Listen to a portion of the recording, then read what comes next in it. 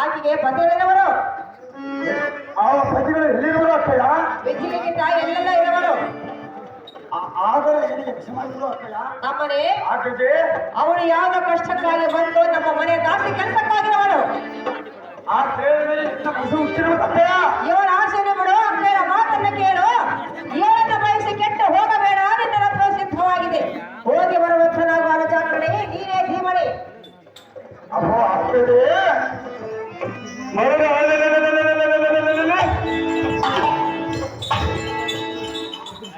ಆ ಕನ್ನಡದ ಸುದ್ದಿಯನ್ನು ಹೇಳಬಹುದು. ಅಂದಿದ್ದೇವ ಆ ಆಗಮನದಿಂದ ಆಗುವ ಕಾರ್ಯವೇನು?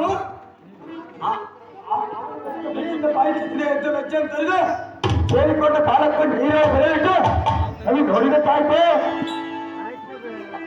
ಈ ಕೋರ್ಟಿನಲ್ಲಿ ಕರೆ ಮುಗಿದು ಬೆಚ್ಚಬೇಕು. ನಾವು ಏನಾಗಮಾನ ಆ ಸೇವೆಯನ್ನು ಕಲಿಸಿಕೊಳ್ಳಬೇಕಂದ್ರೆ ಬೆಳೆದುಕೊಳ್ಳುವರು. ಹೇಗಾದ್ರೂ ಮಾಡಿ ವಶ ಮಾಡಿಕೊಡಬೇಕು. ಹೌದು ಅಕ್ಕಯ್ಯ, ಸಾಧ್ಯವಿಲ್ಲ. ಅದು ಯಾಕಪ್ಪ ಸಾಧ್ಯ ಅಕ್ಕಯ್ಯ? ಅವಳೇನು ಗೊಂಬೆ ಅಲ್ಲ. ಒಂದೇ ಆಗಲಿ ಪ್ರತಿಷ್ಠೆ ಆಗಲಿ ಆ ಕೆಲಸಕ್ಕೆ ವಶ ಮಾಡಿಕೊಡಬೇಕಂದ್ರೆ ಪಾದವನ್ನು ಬೇಡಿಕೊಳ್ಳುವರು. ಪಾದವನ್ನು ಹಿಡಿದು ಬೇಡಿಕೊಳ್ಳುತ್ತಿರುವೆಯಾ? ಹೌದು ಅಕ್ಕಯ್ಯ. ನಿನ್ನ ಕಣ್ಣಿಗೆ ಸುಂದರವಾಗಿ ಕಂಡ್ರವಳೆ. ಹೌದು ಆಗ್ತದೆ. ನಾನು ಗರಡಿಗುರಿಯ ಕಳಿಸಿಕೊಡಬೇಕು. ಹೌದು ಆಗ್ತದೆ. ಏನು ತಮ್ಮ?